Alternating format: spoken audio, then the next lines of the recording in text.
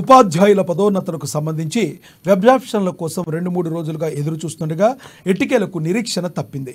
ఆన్లైన్లో ఐచ్ఛికాలు ఎంచుకునేందుకు శనివారం సాయంత్రం రాష్ట్ర విద్యాశాఖ అవకాశం కల్పించింది. దీంతో ఎస్టీడీ క్యాడర్ ఉపాధ్యాయులు ఉద్యోగనతుల కోసం ఆన్లైన్ వెబ్ ఆప్షన్లు ఇచ్చారు.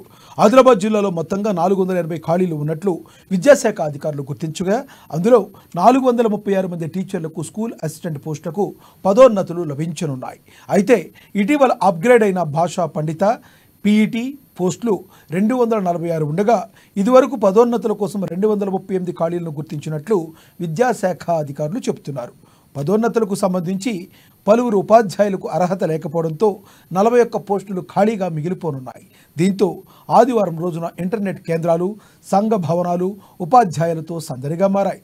అందరూ ఒకే చోట చేరి ఎలాంటి పొరపాట్లు దొరలకుండా తగు జాగ్రత్తలు తీసుకుంటూ ఒకరికొకరు సహకారం అందించుకున్నారు.